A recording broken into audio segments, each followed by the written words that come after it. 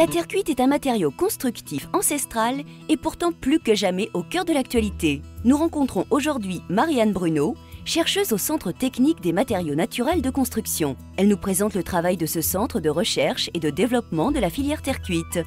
Bonjour Marianne, quelles sont les principales missions du centre de recherche? Elles sont nombreuses. En premier lieu, nous réalisons l'ensemble des caractérisations des produits et futurs produits de terre cuite. Au total, une centaine d'essais adaptés à chaque famille de produits.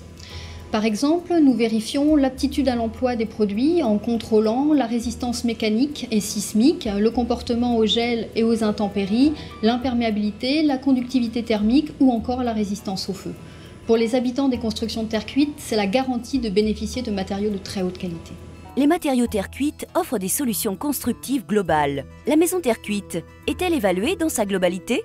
Bien entendu, nous réalisons également des tests à l'échelle de l'ouvrage, comme par exemple des essais de compression sur mur en briques ou encore l'étanchéité des couvertures en tuiles grâce à Mobidic 2, notre simulateur d'intempéries, sans compter les nombreux tests sur les performances thermiques des bâtiments.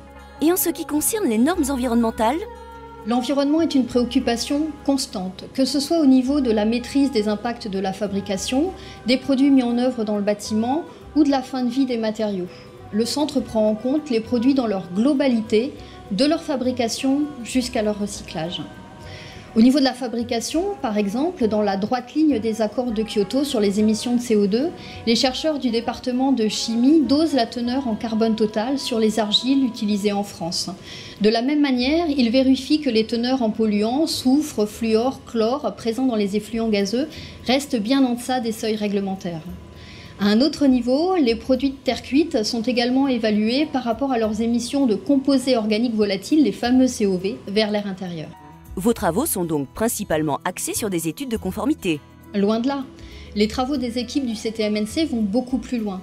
La filière terre cuite est une filière de pointe et de nouveaux sujets de recherche et développement sont initiés chaque année au sein du CTMNC.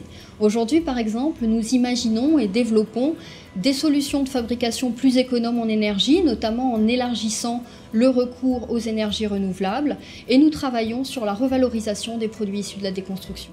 Et pour conclure, les 50 chercheurs et ingénieurs du CTMNC accompagnent les industriels de la filière terre cuite dans l'amélioration des performances techniques et environnementales de leur industrie.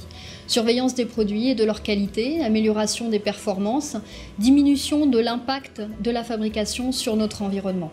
Sans oublier bien entendu l'évaluation et le développement des solutions terre cuite de demain. Leurs missions sont nombreuses et résolument tournées vers l'avenir.